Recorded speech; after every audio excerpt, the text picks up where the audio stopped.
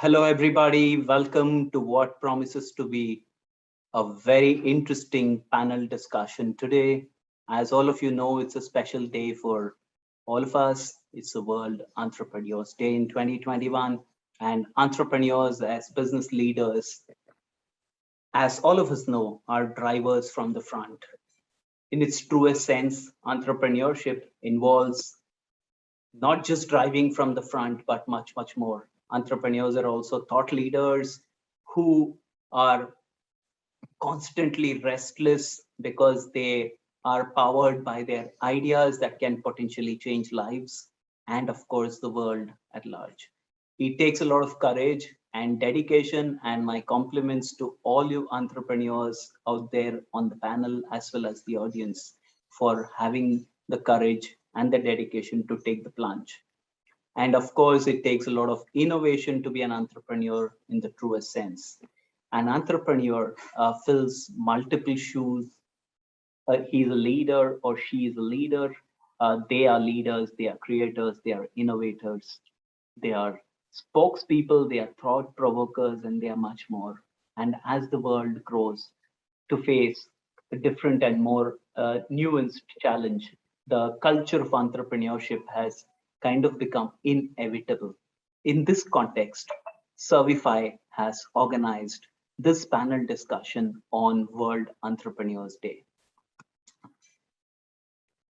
It's appropriately titled The Winds of Change, and we've had some really strong winds of change in the last 18 months. So the winds of change and how can you awaken the entrepreneur spirit during these times.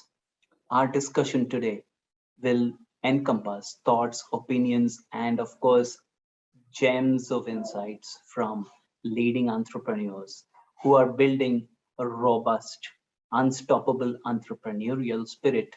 And they have their respective abilities in technology, business, and operations.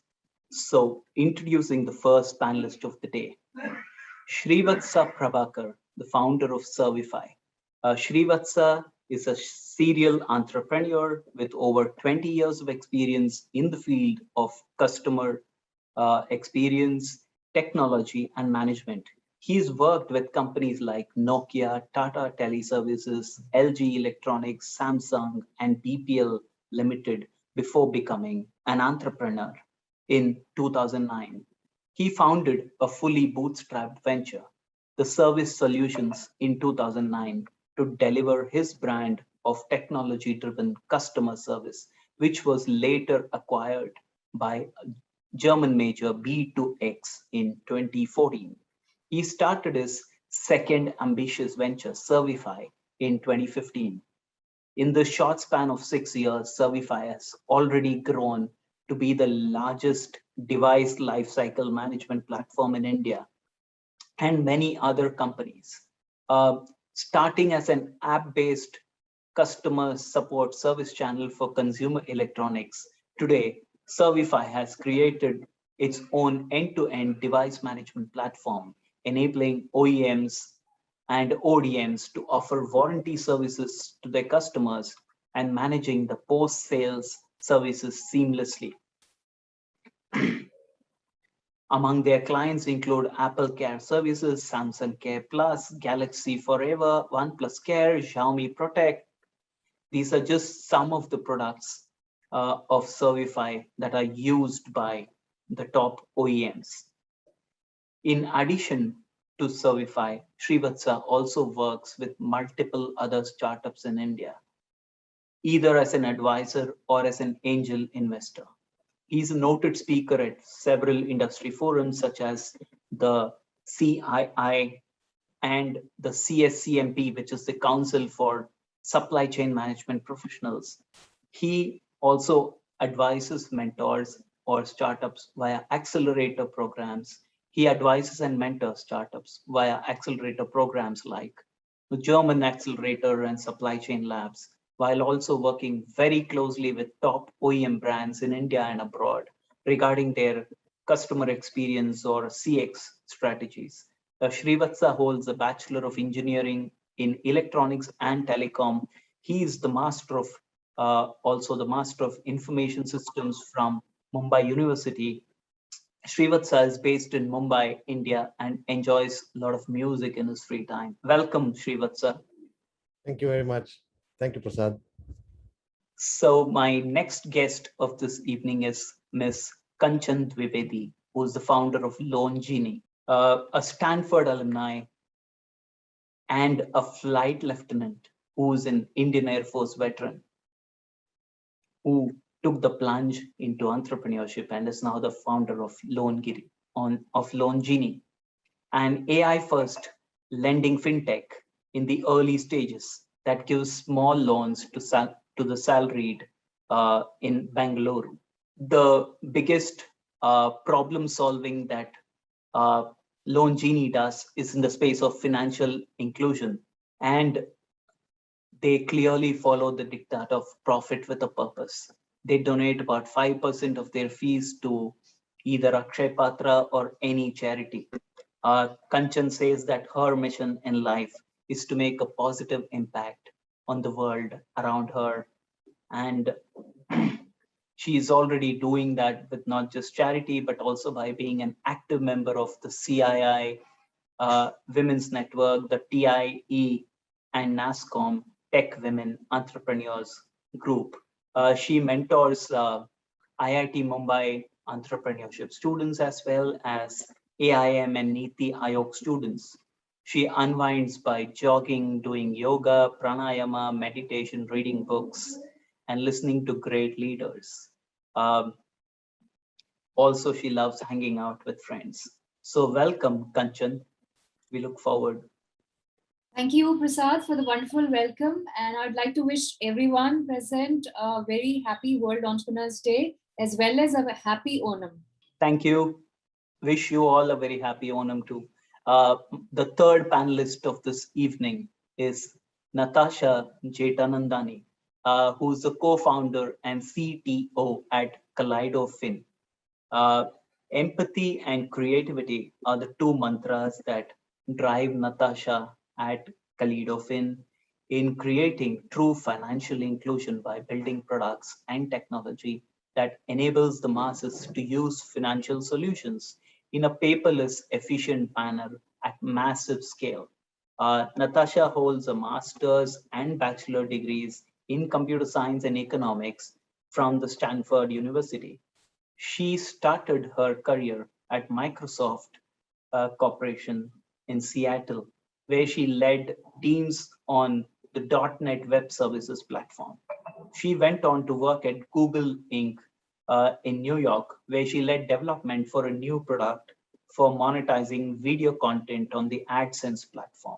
After moving to India, she went on to head up engineering for the bankbazaar.com website, also creating mobile app and analytics platforms where at this particular website, year-on-year visits grew by 100%, and 10 new products were launched when she was there.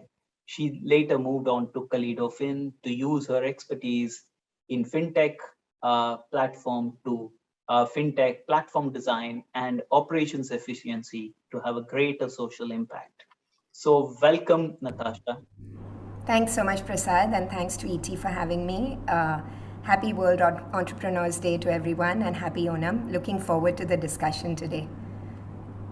And this, with such a stellar lineup, I think it already promises to be a wonderful evening. So if I could kind of kick off proceedings in a kind of a lighter note, if the three of you could start by dwelling on what were the triggers that actually made you an entrepreneur? What was the turning point? Okay, ladies first. So yeah, maybe I'll go ahead and I would love to hear what Natasha has to say because she's got such a stellar background that I'm highly impressed by. But beginning with my story, it all started with a personal experience of trying to take a loan in India and finding it very tough to get that loan, and then also realizing that it's just not me. Millions of people, maybe even in a tougher economic situation than mine are facing a similar problem. and then discovering that there is a solution which exists in the world, not only exists, but is thriving in countries like US and UK in terms of, fintech solutions, peer-to-peer lending, and also, basically fintechs into lending. So I would say it wasn't a overnight revelation that, I have to chuck my job and I'll become an entrepreneur overnight. But it was just one thing leading to another. Just the personal experience of trying to take a loan and having a tough time, understanding that there's a pain which exists and which is being faced by a lot of people, which led to maybe discovery, or maybe even focusing on a fintech, which I wouldn't have paid any attention to. Amazing. So that's what drove you to be a finventor, as they call it. Yes, Prasad. Yeah. So beautiful. So moving on to Natasha, because Sri said he wants to speak next. Yeah, no, Kanchan, I love that, right? I think having a problem to solve is what prompts many of us to, to go for it. I think in my case, it was a series of events, Prasad. I think, I started off as a total techie, a total geek. I loved building technology, and throughout my college, as well as, joining Microsoft and Google, that's what I did. And at Google, I got the chance to really work on a new product. It was they had just acquired DoubleClick. They were trying to combine two ways of monetizing video. They had learned a lot from monetization in YouTube, and we were trying to see how to enable small as well as large video publishers who were not a YouTube to help monetize their content more easily. And we were trying to explore a lot of different things. And it was the first time I realized, it's never easy. And how do you identify the right product? What is the right fit?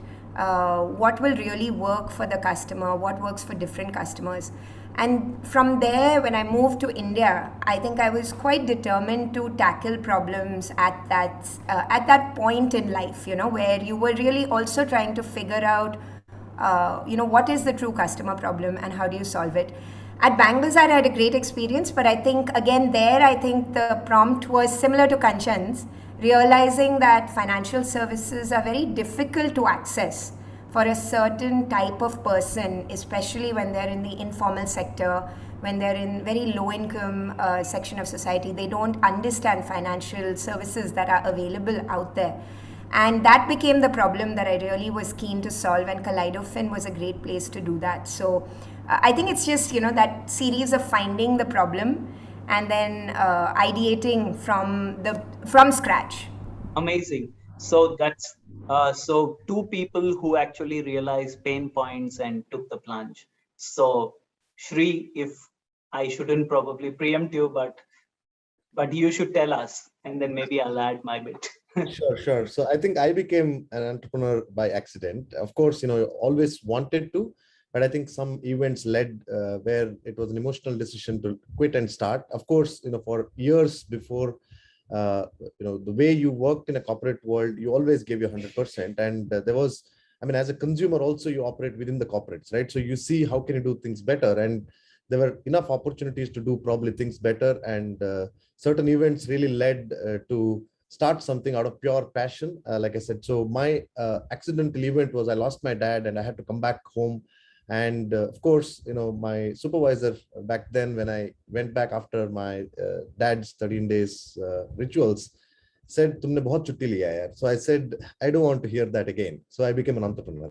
But I think the problem statement was still the same. Of course, it was probably a comment without knowing really, or without feeling really that he meant it. But I think that led to a decision of quitting, open the laptop and resign. Right? So, but I'm not saying everybody should do that. But I think it was just the calling. I always wanted to be an entrepreneur for probably many years before, but I think that gave me the confidence. And the problem was real. The customers were really not getting the experience that they deserved. So that's how I started my first venture, completely bootstrapped, without knowing much about how to really run startups. So for me, to summarize, Prasad, I became an entrepreneur by accident. But amazing, yeah. So it was the lack of compassion in the corporate world. We could probably, I think, very much passion on the side, on my individual side. Yeah, it was passion on your side and lack of compassion on theirs. Well said. Yes. So lovely, and such a diverse set of issues that prompted. And I wanted to preempt you by asking that, since both of them spoke about the pain at the consumer's end, now service is another area which is a huge pain point, right? Yes. Was that something that prompted you to kind of start Servify? Absolutely. I mean, I think to a large extent, I think people like us are also responsible for being that, because we were in the corporate side. In fact, the way our mandate was after sales service, especially the field that I'm in, and generally in service, right? So it's a cost center, it's operationally intense. So it was always looked at as an obligation to manage, and therefore very minimal investment in technology, budgets, and I mean, probably I can go on probably for the next 5 hours to talk about it, right? So there are no chief service officers in many companies. While it's a presentation topic, but it's not really in action. And that's the opportunity. We said, hey, why can't we build a platform? Why can't we get good people around? And service is a huge profit center if delivered well. And there are so many examples, right? Amazon Prime is a service, but a extremely profitable business. Apple Care is another multi-billion-dollar business for Apple. So we said, hey, if services are delivered well on the back of a technology, getting a complete ecosystem together, unified that experience to the consumer will pay for it. So I think that's the theme on which we started service. But yes, it was hugely missing. And I think also over the last 10, 12 years, the social media and the customers' awareness increased. So consumers are no longer sitting idle. They have a channel to really react, or at least make the brands realize that they do have responsibility to deliver service. So I think that's also something where probably for us was a good trigger point, and we are able to drive on that massive consumer behavior change. Thank you so much for that. Since it's World Entrepreneur Day, we can't help but ask this question: that are entrepreneurs born, or can they be created? Okay, so again. So do we want to start with Natasha first now and then move in the reverse order? Yeah, and feel free to step in here, Kanchan or Sri. I think, definitely having gone through an experience myself in my life where it wasn't obvious to me on day one that I was going to be an entrepreneur. And it wasn't definitely obvious to me even what I was going to pursue as a career, when I first went into college.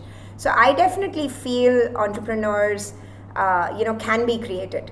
I think it's about, when you get that taste of solving a problem from scratch, when you get that taste of learning every day, to me, I think there's a different kind of excitement that comes with it.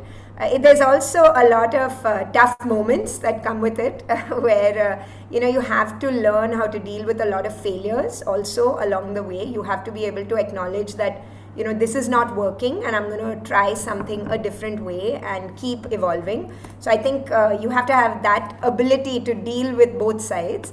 But definitely I feel like entrepreneurs are created, and if anyone in the audience out there is thinking about it and is passionate and excited about a problem, try it out. You'll know only if you try it out. Okay, but being born in business families, with the smell of money or all around you, probably, does that kind of make a difference? So, Kanchan, Sri, anybody wants to kind of step in? Maybe I'll take that up. So I think, Prasad, yes, by nature, India is a lot of, filled with a lot of entrepreneurs, right? And you can look at specific states like Gujarat, Delhi, Mumbai. I think there are a lot of entrepreneurs, maybe small businesses, not in an organized sector. So obviously within the family, the entrepreneurship runs. And I think that's the only choice probably, right? But I think I fully agree with Natasha. Entrepreneurs are not really born per se. I think it's probably the example between three of us here. We're not born entrepreneurs. I was from a business family, but I always wanted to be in the corporate world. That was, very clear. And of course, if you're a South Indian and back in 90s, if you are a boy or a girl, the only choice you have is engineer banoge or doctor banoge, right? These are the only two choices. And I chose to be an engineer. And obviously, I wanted to be in the corporate world, and we used to watch Bond movies and saying, "Aisa kuch banayenge." But I think it was all working for big companies, and I think your calling is when it's really your passion. So I believe, like Sachin Bansal is a great engineer who built a Flipkart, right? I think people, if they're passionate, if they really want to go after a problem or an opportunity, I think they'll figure out the way. And all of us, I can tell you, I was an engineer. And everybody, again, going back to being a South Indian, right? So obviously my basic question, even in my family gatherings, where, oh, you work for this company, are you a software developer? And I say, no, I'm a service engineer. And people would even think, useless in life, has not achieved much. But today I run a tech company, even if I don't know to code. But I think it's about understanding fundamentals, logic, really getting deeper into the problem that you're solving. Technology becomes an enabler, right? At the end of the day, you're not really building deep tech. Our business is not deep tech, but we build a lot of technology to solve the inefficiencies or look at that opportunity, getting the ecosystem together, etc. So in my opinion, I think if you're passionate, if you have right people around you, you'll figure it out. So obviously, entrepreneurs, in my opinion, are not really born. And like I said, I was an accidental entrepreneur. So okay, and if I could flip the question slightly to get Kanchan into it, what are some of the core elements that every entrepreneur should possess? Yeah, so thanks for that. And before I actually launch into answering that question, I would also like to thank the whole Certified team, including Devapriya. Sri has been a great motivator, and the Economic Times brand retail and brand equity team as well. So thank you so much for having me on the program. And so the key critical qualities for an entrepreneur, I think one is which kind of drives the entrepreneur is being a missionary. So instead of being a mercenary, instead of just being driven by material gains, I would say if a person is driven by a passion, by a thought to make an impact, positive impact on the society, so in which case that would take that entrepreneur through the ups and downs, because believe it or not, there are immense amount of it's just a roller coaster ride. Every day you have an up, when your people are responding to you well, or when they're not responding to you well, and most of the time it is a no on your face because you're trying to carve a new path. So I would say, being a missionary, also being a learner, because there are a lot of things which haven't been taught to you. Let's say to Sri, he wasn't told anything about entrepreneurship. He just jumped into it, even though he was from a business family. But business and I would say, a tech entrepreneurship are two different ball games altogether. And nobody taught him anything. And similarly for Natasha, she's, in her, another startup today, Kaleidofin, fantastic founder. I'm a big fan of, by the way, Sucharita Mukherjee. So they were not taught these things. They actually, they went and sought out whatever was interesting for them, whatever was helping them grow to, take them to the next level. And, the second thing I would say that the entrepreneur should be is a great learner.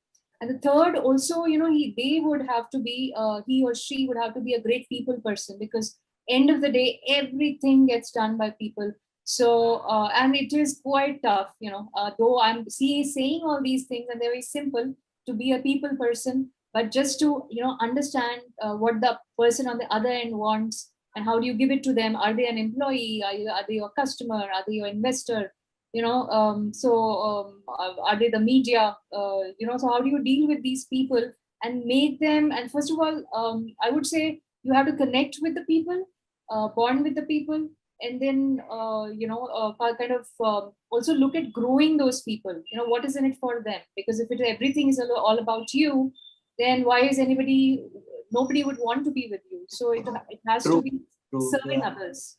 So these three things, key things, I would say are important for being an entrepreneur. Thank you so much for that.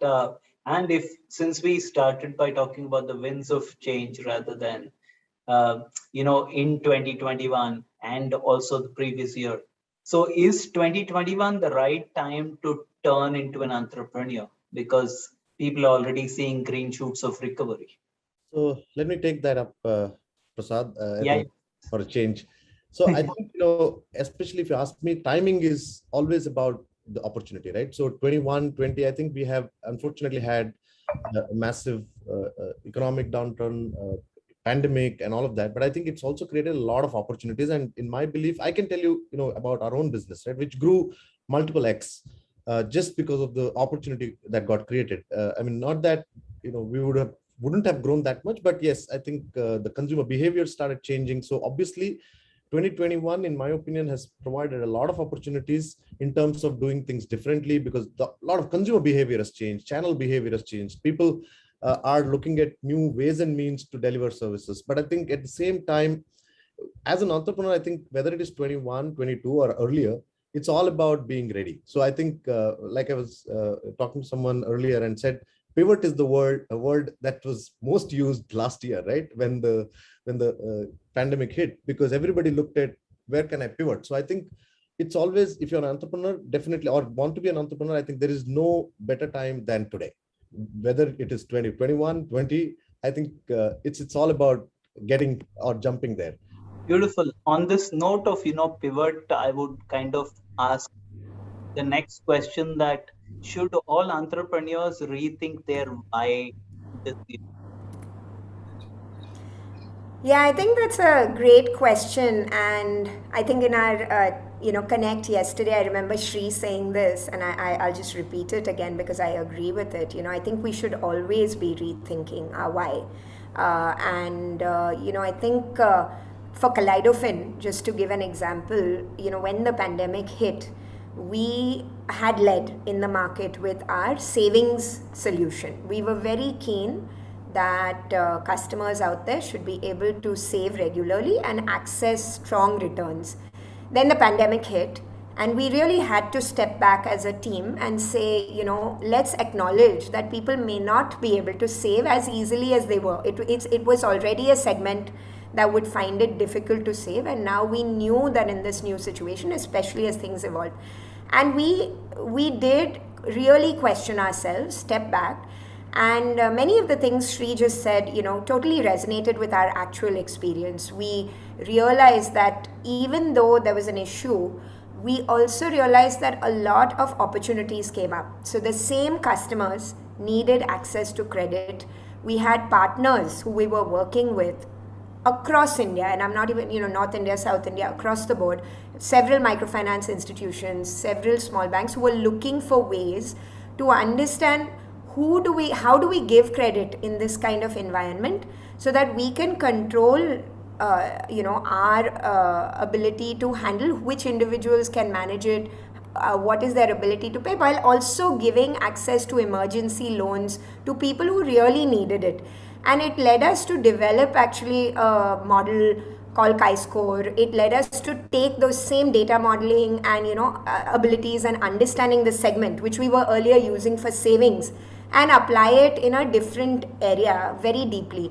And I think we've come out of it having learned so much. Having learned that, we actually created a new product line. We rethunk our why, and really came out of it, I think, stronger. So we've actually gotten in the habit now to do an exercise with several of the lead team within Kaleidofin to actually step back at an annual basis and say, let's just question this, let's build an annual roadmap. Let's see, where does things make sense? Let's really question each product line. And even if things are going bad, acknowledge it openly and, build from there. Amazing. And while at that, how do you kind of then benchmark whether you should shift the why or not?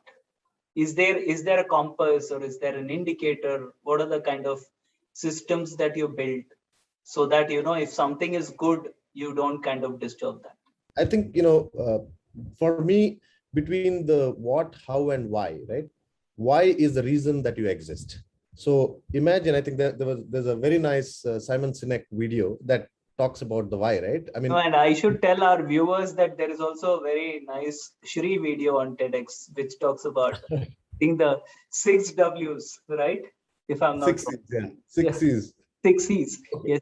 And I'll tell you, so probably I'll take that as a reference. Now the 6 C's have become 7 C's. And that's exactly, what you keep inventing and keep becoming better, right? So the earlier 6 C's were, be curious, because when you're curious, you are learning constantly. And obviously you'll get clarity, and clarity and curiosity together with conviction and a little bit of courage will definitely give you, a chance to conquer the world. And while you're doing that, you have to care for people, right? And that's exactly the 6 C's were. So now we have actually got one more, and that's commitment. So in fact, commitment and conviction. So I think the point again is, when you have your why clear, and why will get clearer over time. So obviously, I think you need to be open for feedback. Feedback is your best friend. So definitely for me, why is a theme. It's not a KPI. The moment you understand why as a theme rather than a KPI, obviously you will keep improving on your KPI. So, but at the same time, you should also know ruthless prioritization. And I can tell you now at this stage of our company, we have massive growth opportunities. There are 20 different opportunities that have come our way.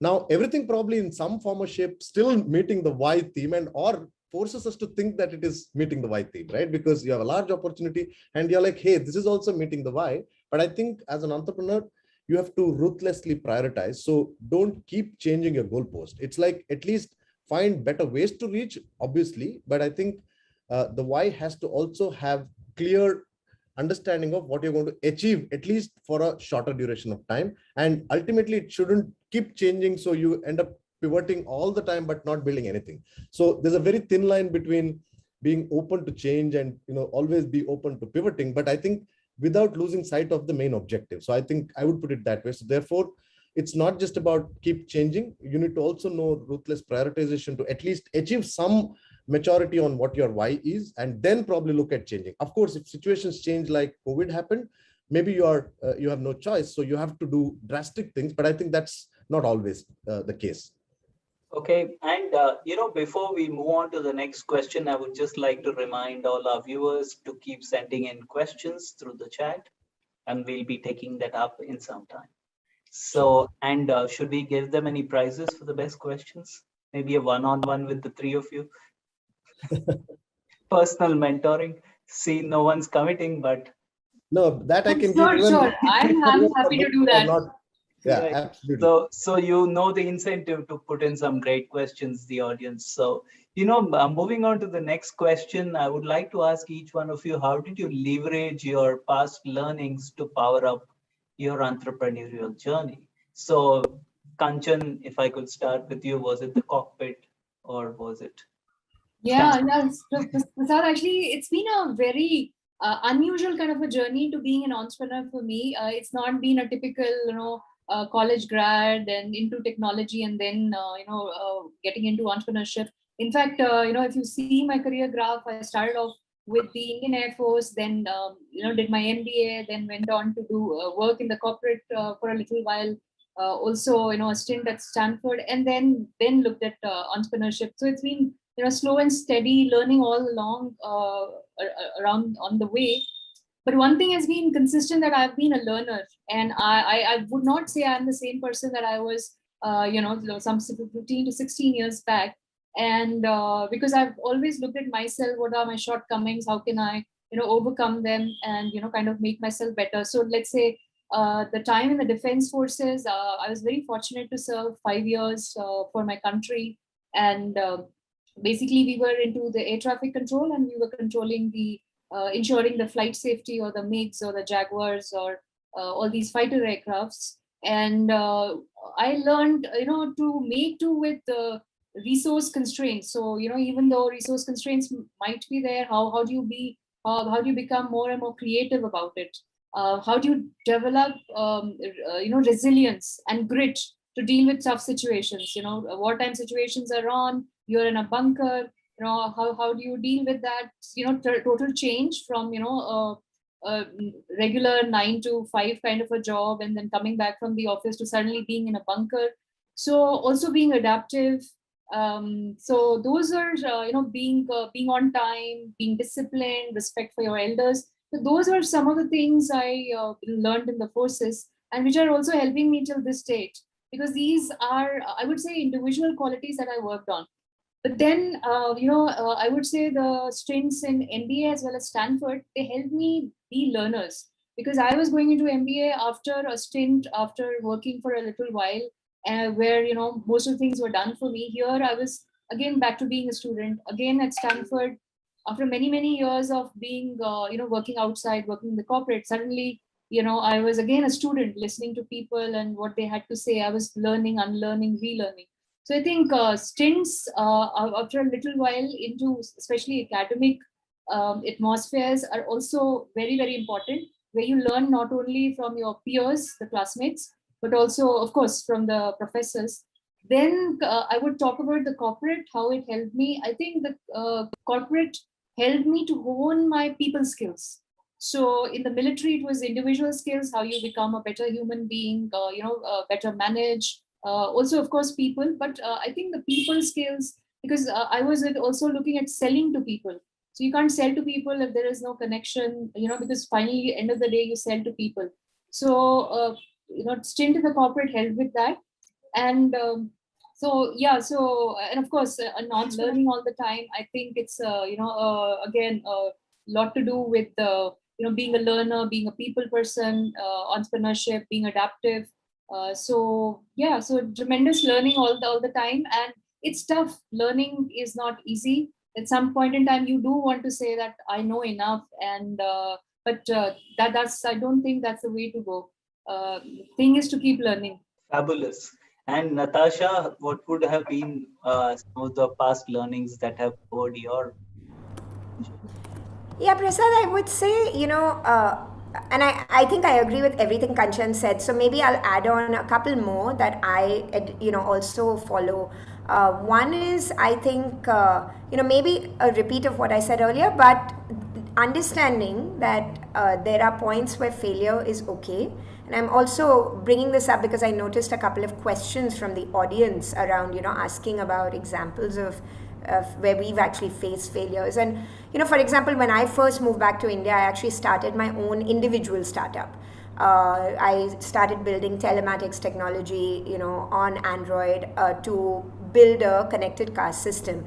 And I think I realized about a year into it that, it wasn't going to see the right product market fit.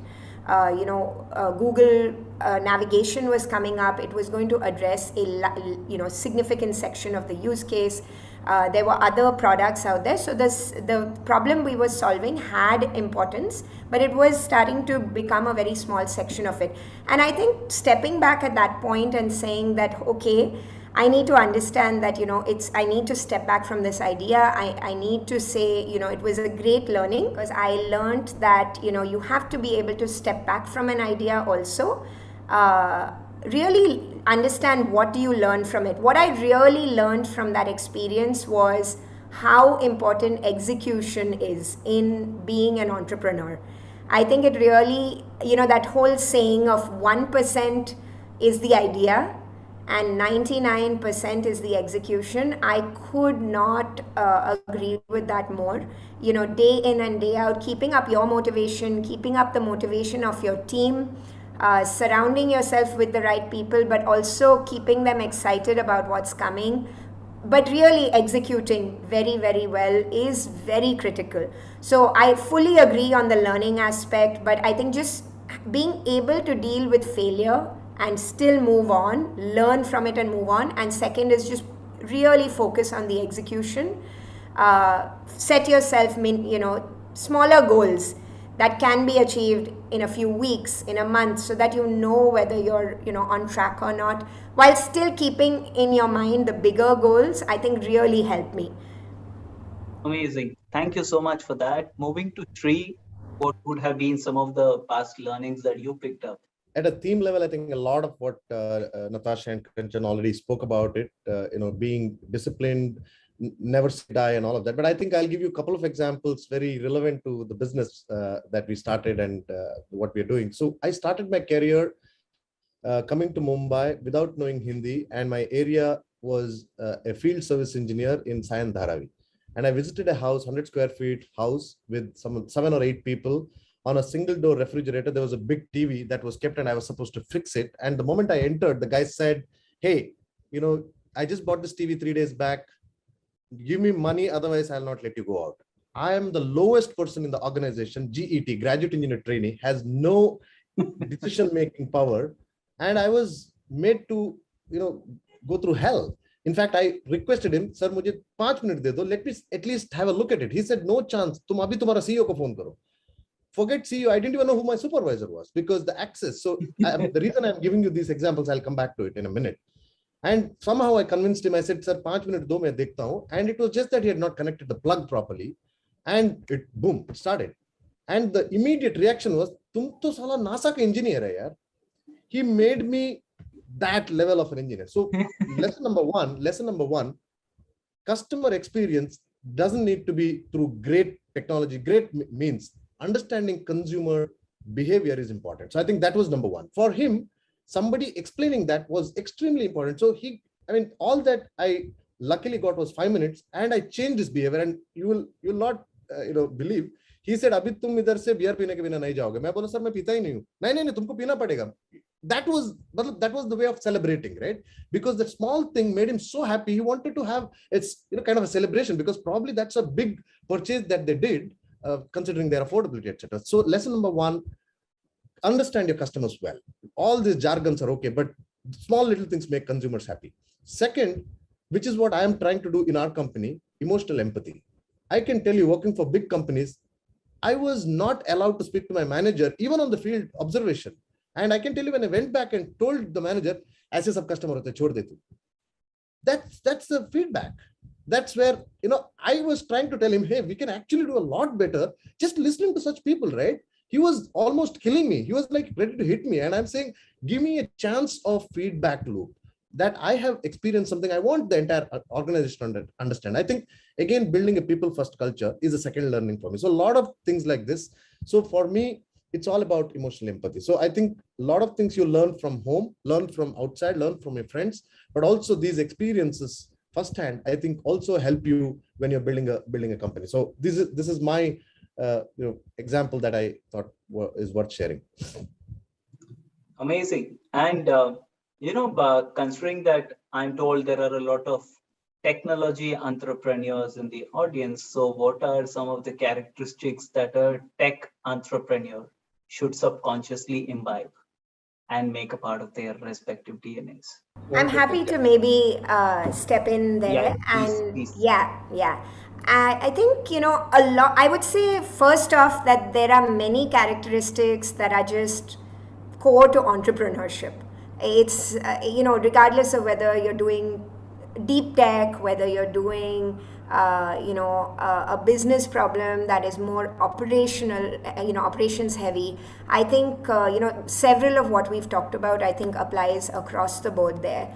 I would say technology entrepreneurs also should just, I would say after working with my team, right, I know what excites the engineers on my team and the product folks on my team is just being able to ideate a lot, to be able to be part of the solution, to be able to brainstorm, to be able to pick the right architecture, say, to be able to design the right product. And so I think creating room for that kind of team where people have the voice, where arguments are encouraged, where discussions are encouraged, also where somebody can actually pick the right technology for the right task. I find when we're hiring engineers, this is one of the reasons why people leave previous jobs most is I wasn't allowed to innovate within to use the technology which was more appropriate for the job. So I feel like creating the space to do that and giving people that voice to also do that is very important. I think the other thing I would say is just it creates that culture of thinking and growing and questioning. Also, I just believe we should all surround ourselves with people who are actually smarter than us. I think most people on my team are much smarter than me, and it's great. It creates I just feel like every discussion I have with them, something new comes out. We make steps forward. Ideas come out that no one person can think about alone. So just really creating the right kind of team, I think really is great for a tech entrepreneur, because single-handedly we cannot achieve it. So I think to me that's the most important need. It's also challenging. So I think just working on that is very important, and it's one of the places I spend most of my time on. Brilliant. Thank you so much. And I think the incentive has worked. We are being flooded with questions from the audience, which is very good. But before we get on to the audience questions, one final question, which all of you could probably answer in maybe a line or two, is how did you all specifically hone your leadership skills? Because like we mentioned right at the beginning, it's not just an entrepreneur, it's also a leader. I can take that up maybe. Yeah. So, I was lucky to be associated with a lot of good leaders right through my corporate career. But I think, leadership. So when one of the persons that I always looked up, in fact, even today, as the person who really guided a lot during early in my career, and when he was leaving the company, and we asked him, "What do you mean? What's the definition of leadership?" He said, "There are a lot of definitions, but leadership is lonely." I mean, that's what happens when you reach the top, right? You cannot share a lot of things, though uh, you have the challenges that you have to manage on your own. So I think that goes back to startups very well, because not every day is a rosy day. You have challenges, you have maybe a customer is leaving you and going, but you've already planned hires, building some technology, but how do you really tell the team and not demotivate them, not really, derail the whole spirit of the company? I think for me, what I have learned is, one, you surround good people with you. So obviously they'll teach you a lot. So if you are a subject matter expert, or a functional expert, become an expert on the vision, become an expert on many topics that you're not. So for example, if you're an engineer building an engineering product, nobody will buy it. Probably build a consumer product, but an engineer has to build it well.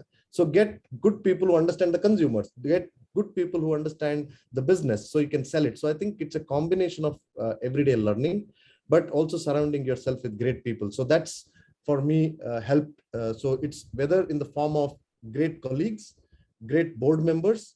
I mean, you can go back to a lot of your successful peers and ask questions. I'm sure. I mean, I can name, right from Dipinder Goyal to Vijay Shekhar to 10 names I can tell, Kunal. I can speak to them when I have a doubt. And believe me, they will not cut you. I didn't know any of them, but today I know them well, not because, I was hesitant to speak to some big people and say that, will they accept me? No, they are happy to explain, happy to help you. I think, therefore, surrounding yourself with good people. Isn't that also the beauty of this ecosystem? Absolutely. Yes, so moving. Sorry, yeah, please go ahead. So just would like to come in on a particular question on how do you hone your leadership skills. So for me, actually, it's been a lot of watching these wonderful leaders like Vijay Shekhar Sharma, Upasana Taku. How do they, handle tough situations like, let's say demonetization happened. So you could have said that, I'm a wallet company and that's who I am going to be. But they, they pivoted, and today, they are a payments bank. They're going into insurance, and so they are kind of diversifying. And then there are also people like Raj Jaswa, who basically is a Silicon Valley veteran, and he's taken his company public twice. And so he basically is a technologist, but he taught himself to become a people person, a seller. Then you're looking at people like T.N. Hari, who basically started off with being an engineer. And, like Natasha also mentioned that, it is not necessarily, entrepreneurship is not a skill which is that you're born with it. So here is an engineer from IIT Chennai, and he got into HR. And then he rose to the, highest position possible at Big Basket. And he's now, Big Basket has been acquired by Tata. So, leaders like these, and, basically watching them and also trying to understand what are they doing well, how do they handle such tough situations. So watching, even, going on YouTube, I'm a very, I'm very fond of Blinkist. So I read a lot of summaries of books online, especially self-help books, help me get over all my tough situations. Whenever I'm feeling down, is there is there a quality that I lack? Maybe how to say no. I don't know how to say no to people. So then I'll, do a little bit of research, go on YouTube, find out videos about it, maybe go to Blinkist, find out books which talk about, how do you say no? And then I think there is a bestseller on Kindle as of now, I think, on the same topic.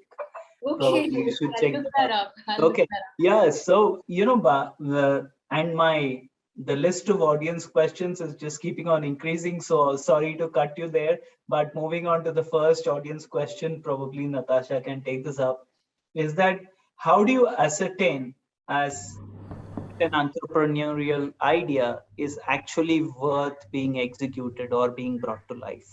That's a tough one, to be honest, because I think so a few thoughts there, right? Straight off, I think really, I think breaking up the idea And sometimes, you know, we're very passionate about an idea as an entrepreneur, and we can only see the good in it.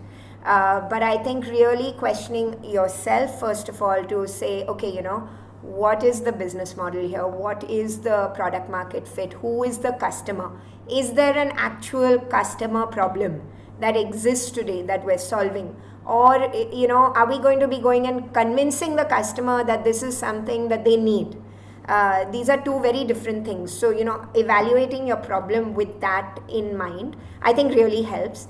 I think surrounding yourself also with honest, smart people who will give you honest, useful advice about your idea is good. And so, but of course, after doing the due diligence on your own idea, drilling into details, I think that really also has helped me, is to go and have somebody, you know, really brainstorm with them and see what they think of it as well. Thank you so much. One more thing I would say, again, a learning for me, finding a good co-founder. I think really, I think multiple people is better than one, especially in startups. And this is, I mean, different people look at this very differently. But for me, I think that is something I will always follow. Broth here, right? Say that again? Too many cooks do not spoil the broth here. I don't feel that. I feel, you know, I really feel it creates that culture of questioning each other, of, you know, building up different areas of expertise. So that's an opinion, but I think it's helped me. Great. And the next question is actually directed to Sri by the audience member who calls him Mr. Prabhakar. Since you started off in a bootstrap mode, okay, what sort of difficulties did you encounter then, and how did you overcome them? Okay, fabulous. I think, you know, when you start, like I said, I started out of passion, and it was an accidental opportunity or a trigger point. So I think problems are always on your way, right? I mean, I can tell you right from, you didn't know a lot of stuff, that how do you really manage cash flow? You have to pay taxes in advance. You didn't know. I mean, as a corporate employee, you knew a lot of stuff to run what is already existing. So I think a lot of the challenges, but if you are committed to really doing it, you know, come what may, I think you will find answers on your own. I'll give you a few examples. So I think I was lucky that my wife supported me, including giving her jewelry to kind of, you know, sell and pay salaries, because principally we said we will never ever delay even a single day of people's salary, or we will always pay taxes on time. And we had contracts, but enterprise business customers pay you after 3 months, right? You need to still manage cash flow. So Excel sheet looked very well that it's a profitable business, but we didn't know how to manage cash. But I think that's how you learn, number one. Number two, you know, how do you really get good people? So it was a vision that we were selling people, but we wanted people who are very, very great. And I think when they see the vision, they're okay to kind of compromise on the short term. Like we got people who are earning good salaries, but my pitch to them was, hey, you will get probably, you know, 1/3 of the salary that you're getting currently, but I'll give you some shares which could be worth a few crores, or which is, you know, 10x of your salary. So maybe in 3-4 years, that money will be significantly big. Whoever believed in that vision, and I didn't even know that shares, how do you really, you know, make shares valuable, right? But it was just because we thought we are building something valuable. So I think some people joined, and they're still with me even in this company. But I can tell you, eventually when actually we had an exit, you know, all of us became rich, because we compromised a lot on our own personal self, but not on the values of the company, not on our customers. And I think you get to learn, but you have to be lucky to have good people, including your family and your friends who are, or colleagues who are your extended family. I can tell you, if a lot of things, my own family, my wife, my friends who joined me didn't support me, I wouldn't have been successful. I can tell you for sure. So I think you need to be lucky as well. And I was very lucky when it came to people who are, you know, around me. Amazing. I'm using that word again. Maybe that's why they called it the ecosystem, right? Because I think this is probably the only business that uses that term. Absolutely. Absolutely. Right. So, you know, moving to the next question, since you spoke about big salaries and kind of doing that trade-off, the next question is that how tough is it, okay, and any one of you can take this, to leave a global corporate job and wait till you get your first or a second or your third customer? You know, how do you kind of play the game of patience and stay focused without getting disheartened? how could I do this? Kick my I can say MNC that. job. I can definitely take that up. I was working with probably world's largest or second largest company back then, Nokia, having over 70% market share in India, over 40% market share worldwide. That was the Apple of then, right? Or Amazon of those days. And I was young, but very, and luckily, in a very, very good position, senior leadership position, and getting salaries which probably many of the people get today's. Right. So I was in the band, which was one of the highest salary band within Nokia, maybe good negotiation back then, and quit that company to start, and then realized, oh, there is no salary coming for 9 months, right? Because you have customers who are willing to work with you. And I can tell you our pitch to different customers, and Apple was the first customer where we went and pitched an idea, and they really loved it. And I think that's where, probably answered one of your earlier questions. Don't be ashamed of the idea, because if I had to go back to 10 companies, I can tell Apple didn't even have a great presence in India, but we had an opportunity to present to Cupertino folks when I was in the US. And they said, this is something, they saw the passion probably. They said, hey, try it out. They didn't have, how big is your company? What's your background? They said, you're passionate and it looks like you can make something out of it. And that is how we started. We started building. In fact, we started investing the savings and everything I had to invest in building back then. But I can tell you, when you get good salaries and that the month is going well, and suddenly when there is no fixed income, I think it's just about how you manage that patiently. And like I said, again, luckily for me, I had a second source of income, which is my wife. So I think you have to probably have some means to keep you. And at the same time, you have to also know to live very simple. I think that helped me. I didn't have flashy background of lifestyle, but I can tell you for sure, I had second source of income that helped, but it's extremely tough. So be prepared. I can tell you, being an accidental entrepreneur, I never planned. I never thought. I thought, koi customer milega, paisa kal channel shuru ho jayega. That's how I started. So therefore, if you're really leaving your good cushy job, I think you should make up good that maybe for a year, you will not have constant work cash flow. So don't run out of cash. Brilliant. And if I can bring Kanchan in here, what's the typical break-even point in an entrepreneur? So yeah, I was just trying to understand from the question, break-even point for any entrepreneurial venture. Okay. So yes, I'm sure there cannot be one benchmark for everybody, but if there is an average or a magical number that you all have arrived at, please go ahead and say it. Yeah. This is what the audience wants to know. Maybe somebody wanting to put his money where his mouth is. Right. So I'm trying to just understand the question. The question is that when do you become break-even? Or yes, exactly. When do you attain break-even? Yeah. Okay, so I would say it all completely depends on the kind of business are you in. Exactly. Is it a capital-intensive business, or it is a asset-light kind of a business? In today's day and age, I think the businesses which are asset-light are tending to looking like they are going to be doing extremely well. But typically entrepreneur does put in 2 to 3 years of their life working on first of all the honing on the problem, then looking at the particular solution, seeing whether that solution will be liked by the customer, and then whether not only a few customers, but whether it will really scale up. And that's when the magic of break-even can come in. So those are some of the things which will go into the inputs before you can come out with a break-even. Depends on the kind of industry that you're in. So yeah, but be prepared for lots of toil, lots of hard work. Most of the time you're getting to hear a no, but then just the joy of making an impact on somebody's life. Also the motivation that you're not doing it for yourself, because if that's what my belief is, and that's what really worked for me. I'm not sure whether it's going to work for everyone, and also that depends on your motivation. So what I found was that after a little while, the romance of entrepreneurship wears off. And then how do you maintain that enthusiasm to basically carry on day after day? Be so enthusiastic while talking to your friends when they're talking to you saying, how's your business? Your family is asking you. So if you are, because you are I would say the light source, and if you are dimming, and you are not believing in your purpose, then how will you get others to believe in you? So it's extremely critical to have that light source, kind of be glowing really bright. And also what helps in this particular tough journey is that when you have this, you have this kind of a motivation that you're doing it for the betterment of the society. Because if you're just doing it for yourself, no, it's not working for me, I'll just chuck this and I'll pick up something else.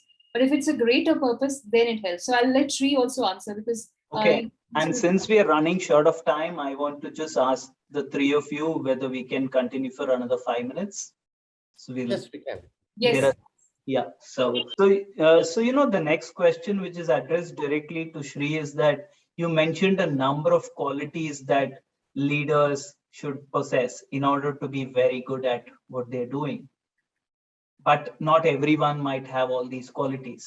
So can you list the top 3 most essential among them? Okay. So I think, you don't need to personally possess a lot of qualities that, for being successful, but you can also have good people, right? But I think some basic qualities, if you ask me, one, people skills, definitely people skills. You need to understand. So for me, if you have to be an entrepreneur, the journey is in the corporate world. When you're an independent contributor, it's IQ that matters, which is on the basis of which your success is measured. As you become managerial, as you rise in your career and you become a manager, I think EQ becomes extremely important. IQ is important, but it's not as important as EQ.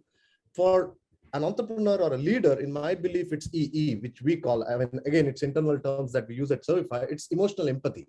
You have to be able to sit with your junior most guy, whether it is your security guard or the junior most developer, and connect with him. I think that's a quality all of us can learn. Nobody needs to learn that from somewhere, but they can learn on the go. So I think people, empathy, and these are the skills. Second, financial literacy. I think it's important. And I'll go back to your previous question. If somebody is building a venture, what is important to understand is not even break even, but cash flow management. Break even is a good financial metric, but cash flow management is an operational metric. If you do not have cash, if you do not know how to generate free cash flow, whatever break even, it's a good term to show in the balance sheet at the end of the financial year, but your company may not even exist. So I think financial literacy is second. Yeah. So financial literacy is second. Yeah. Third, I would definitely say is constantly take feedback. I think that's a personal quality. You have to keep your egos aside. And this is the toughest one, I would say. The first two are easy. Third is the toughest, because you always think you are the smartest person in the team. You are the founder, so you can always override. That's executive leadership. All this bullshit, sorry to use the word, but I think you have to let go. If somebody is giving a feedback and it's valuable, you have to start accepting that. I think that's a quality. These are the 3 qualities. Rest everything. I mean, I can tell you, running a tech company, not being a coder. So, but nobody can fool me and tell you if I have to do a code review, because it's common sense at the end of the day. You would have figured it out, or you can find a person to help you. So in my opinion, again, foundational aspects like the 3 that I mentioned, which are very, very critical. Great. And moving to Natasha, since Natasha mentioned about, it's very important to surround yourself with smart people, and smart people come up with some great ideas. So how do you encourage the idea flow in your company? Yeah, I think this is one that we've experimented with, and it's not just at Kaleidofin, in many different places. So, many different ways. I think one is, I'm a big believer in still constantly getting involved in, discussions with the team on a feature, on a product, I think keeping the line of communication very strong. I think only if you try your best so that people who are working in an area really understand the product, they understand the customer, they understand who is using this. And I think that helps encourage ideas, because if they're able to visualize who the end person is, even if they're the ones who are engineering the product, I think it helps them come up with better ideas. We've done some formal things, like a few months back, we ran something called an idea forum within Kaleidofin, where we said, just come pitch an idea. And anyone on the team can do this, and you get to pitch an idea to the founders. and to the, to the team, and you present it, and then the top two ideas will actually get built, so that we could also encourage, and of course, with prizes and awards and all of that, to really encourage that sense of, very clearly also communicate that this is not just a day to day, this is actually something we want to do as an organization formally. We're planning to run a hackathon next month internally, again with the exact same goal, right? To say, let's take some time, form a team of say 3-4 people, and you get some time to go work on your idea and build it out, right? And so I think these are all tools. Ultimately, I think every company uses different tools, and we have to figure out. I think we're actually finding that in the pandemic situation where people are working from home, I'll be honest, it is harder to keep people engaged, to keep people connected. And so I think, encouraging ideation is harder in this environment where people are all sitting in silos in their homes, but we're trying very hard to see how to do that, in a way that everyone also gets a chance to do this in smaller teams. Lovely. Thank you so much for that detailed answer.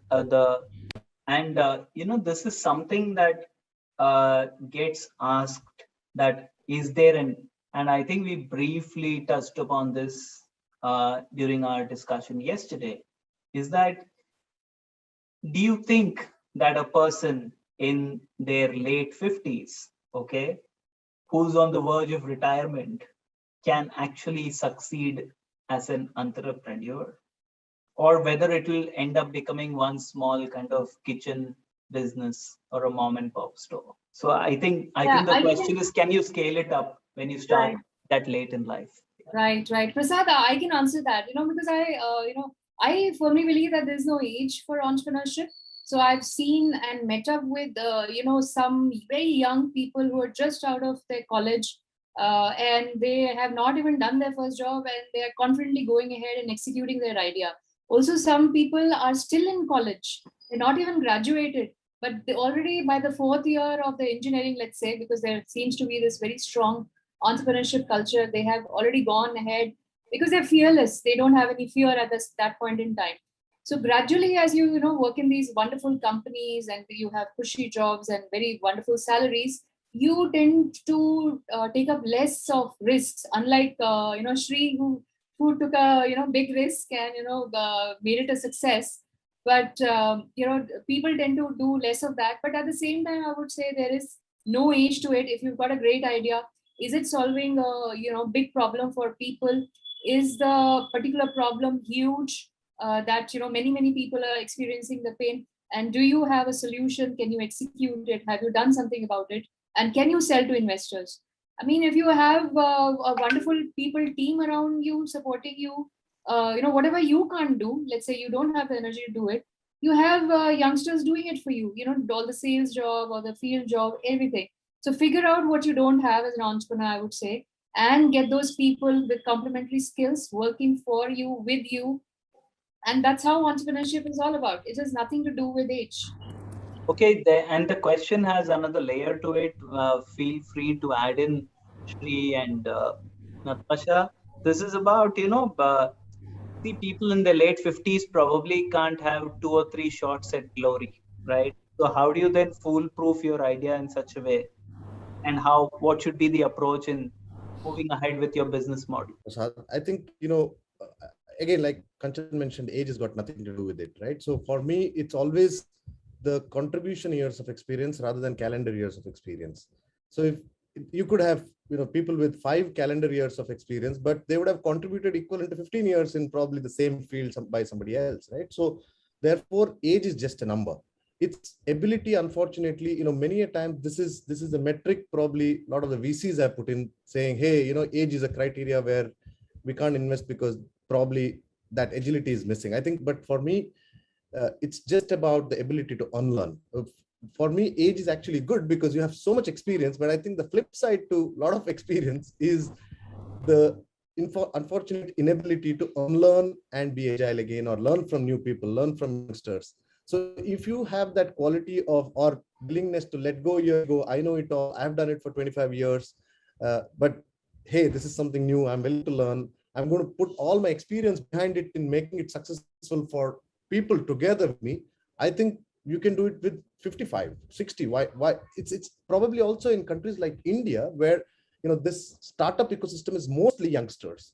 If you look at Europe, US, there is just no, I mean, people with 25 years of military experience, they come from, I can tell you my co-founder equivalent in Europe, he had 27 years of experience and he became the day one partner when I started Certified. Nobody questioned him, saying, in fact, a lot of people said because he's a Gora, that, wow, you have a great experienced guy with you. It's probably, perception many a times. So in my belief, age is just a number. No, I think the other example probably, which is very well known, is the example of the Kentucky Fried Chicken founder. Absolutely. Yeah. In fact, I think there's a statistic which I mean, again, who knows, right? Many sources for these, but which I read where it was like something like 40 to 45% of entrepreneurs are actually above 40. So I think maybe that's because you have the confidence, then you've got the learning, then to go now start your own venture. You've learned from people around you, but just calling that out.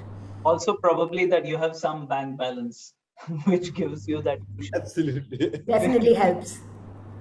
Okay, but we have so many more questions that, like Sri said, we could go on for the next 5 hours. But in the interest of time, I'm asking one final question. And since this is about also a celebratory day, I should ask you this final question: that do entrepreneurs really get to celebrate the freedom that they wanted while opting out of a corporate job? Or is this even more intensive? You're actually kind of putting so much more time that it's becoming even more hectic than a corporate job? No, certainly, I think being an entrepreneur is not easy. At least there is no time any longer, right? There is no 9 to 5. So I think the boundaries are blurred. I think the only ability or decision making you have, like I said yesterday, is when to book your flight for the next meeting. That's probably the only decision. You don't have to go through the corporate policy of admin ko bhejo, admin hi aapko right select karke batayega. Lowest will be the first priority, but time is not important. You will wait in customer location for 4 hours, but ye cheap flight hai. I think that's the only decision that we have. Why time is important, not money. Probably we have to reach on time. Maybe it's expensive by 1,000 rupees. I think that's the only thing. If you ask me, if you're an entrepreneur, I think you should be ready that it's a 24/7 job. There is no vacation. Yes, you can do all of this if you are disciplined. You can scale after a certain point in life, but I think you need to be ready to be to consider this as a 24/7. There is no Sunday. Yeah, absolutely. I would, agree to that. What she just said, that, being an entrepreneur definitely is lots of freedom to the way you execute your plans.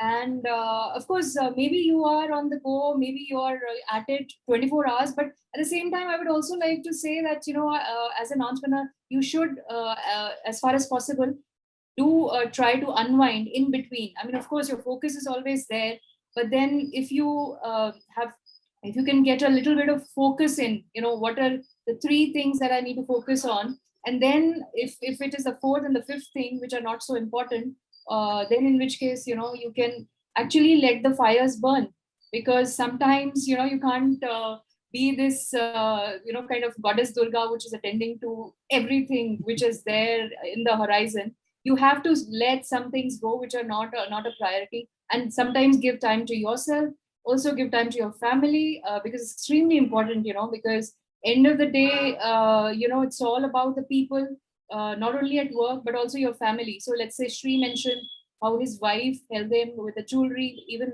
for me, my mom has been there. She's a rock of Gibraltar, I would say. Whenever I'm feeling down, she's not an entrepreneur, she's never done any work, but if I'm very down and I'll go to her and she'll say, what's the problem? Why are you feeling down? And so that's the kind of confidence she gives me. My mentors who are there, mentors like T.M. Hari, like Rajaswa. So these people are so optimistic and so positive. So, but you need them around and you need to give them time as well, because you can't one day say, hi family, I'm here for you. So they'll say, what were you doing for all 15 years? So sometimes you have to give work priority. sometimes friends, sometimes family. So it's a balancing act you keep doing, but it's a lot of freedom for the entrepreneur. Amazing. And Natasha? No, I think couldn't agree more with everything, Shri and Kanchan have said. I think you have to just, you're running a marathon. You have to know that going in. You have to keep up your energy, and you have to find the things that help you, motivate you yourself along the way. I think, my husband was just telling me this 2 days ago. It's very recent. He said, you have to be happy. If you're happy, you will connect better with your team. You will be more caring for them. You will be more able to ideate.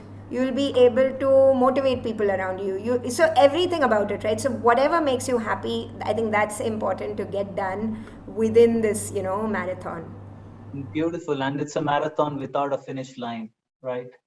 Absolutely. I think, just to also clarify on what Kanchan said, right? So when I said 24/7, working all the time, doing everything yourself. Like, for example, next week, I mean, tomorrow onwards, I'm on a vacation in Goa, but I have my calendars filled because I know exactly that I'm not in the beach all the time. So I'll do work. So I think that's the freedom an entrepreneur gets if you're able to prioritize better. So it's a combination of physical, mental, and financial health that you need to maintain.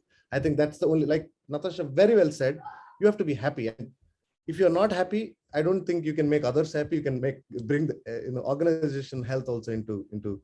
No, and I heard this from one of the entrepreneurs 2 or 3 days back, and I think it is apt to bring this in. He said it is not success that brings you happiness, but it's the other way around. It's happiness that brings you success at the end of the day. Absolutely. Perfect. I think on that note, probably we should just kind of thank these panelists and of course the members of the audience for such wonderful questions and for having been such an engaged audience, and wishing you all once again a very, very happy World Entrepreneur Day. And it's coincided with Onam, which stands for a lot of prosperity. So wish you all health, wealth, happiness in your life. And Thank you so that's much. it from me for now. Thank you, Prasad. Signing Thank you. off. Bye-bye. Thank you so much. Thank you very much, everybody. And Bye. it's awesome to have two very strong female founders on this panel. So thank you very much.